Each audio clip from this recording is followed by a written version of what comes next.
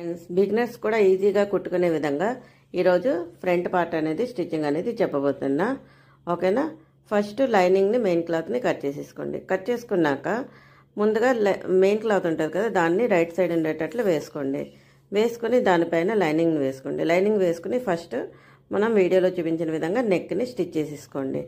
Neck stitch చేసుకున్నాక ఇప్పుడు దారం కట్ అవ్వకుండా చిన్న చిన్న కట్స్ అనేది పెట్టేసుకోండి. ఈ కట్స్ వల్ల మనకి ఎటువంటి నెక్ డిజైన్లు అయినా సరే ఈజీగా టర్న్ అవ్వడానికి యూజ్ అవుతుంది. ఓకేనా ఫ్రెండ్స్. ఈ విధంగా టర్న్ చేసుకొని ఇప్పుడు దానిపైన ఒక స్టిచ్చింగ్ అనేది కార్నర్కి పడేటట్లు చూసుకొని వేసేసుకోవాలి. వేసుకున్నాక ఇప్పుడు మనం కప్పు కుట్టుకోవాలి కాబట్టి ఫస్ట్ ఎక్స్ట్రా ఉన్న క్లాత్ అంతా కట్ చేసేసుకోండి. కట్ చేసుకున్నాక ఇప్పుడు మనం పెట్టుకున్న మార్కింగ్స్ ఉన్నాయి కదా, ఆ మార్కింగ్స్ ప్రకారం మిడిల్కి ఈ విధంగా ఫోల్డింగ్ చేసుకుని షోల్డర్కి తిన్నగా ఉండేటట్లు పట్టుకోవాలి.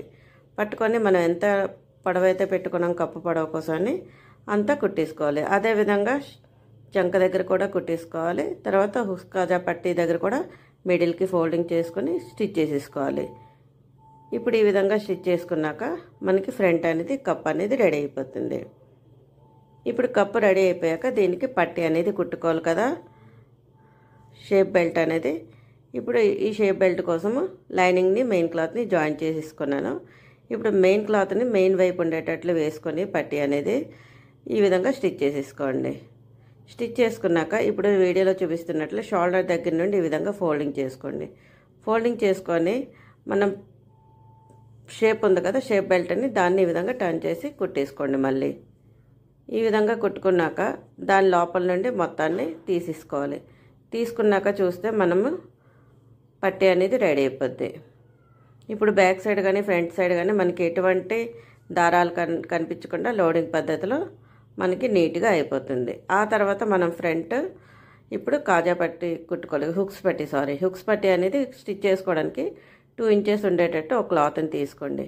తీసుకొని వీడియోలో చూపిస్తున్నట్లు ఈ విధంగా స్టిచ్ చేసుకోండి. ఓకేనా. ఈ విధంగా స్టిచ్ చేసుకున్నాక మళ్ళీ దాన్ని ఈ విధంగా ఓపెన్ చేసి ఇప్పుడు దాన్ని మళ్ళీ ముందు ఒక ఫోల్డింగ్ వేయండి, తర్వాత మళ్ళీ ఇంకో ఫోల్డింగ్ ఈ విధంగా వేసుకొని మళ్ళీ స్టార్టింగ్ పాయింట్ నుండి స్టిచ్ చేసుకుంటూ ఆ కార్నర్ వరకు స్టిచ్ చేసేసుకోవాలి. ఈ విధంగా స్టిచ్ చేసుకున్నాక మనకి ఫ్రంట్ పార్ట్ అనేది రెడీ అయిపోద్ది. ఎంత ఈజీగా తొందరగా అయిపోతుందో మీకు అంత నీట్గా కూడా ఉంటుందండి బ్లౌజ్ అనేది. ఓకేనా. ఇది అనేది బిగినర్స్కి చాలా బాగా యూజ్ అవుద్ది. ఓకేనా. క్రాస్ పట్టీలు గట్రా తీయడం కష్టం అనుకున్న వాళ్ళు ఈ పద్ధతి అనేది చాలా బాగుంటుంది. ఫినిషింగ్ కూడా చాలా బాగుంటుందండి. ఒకసారి ట్రై చేయండి. నచ్చితే తప్పకుండా లైక్, షేర్ అండ్ కమెంట్ చేయండి. నా ఛానల్ని సబ్స్క్రైబ్ చేసుకోండి. Bye friends.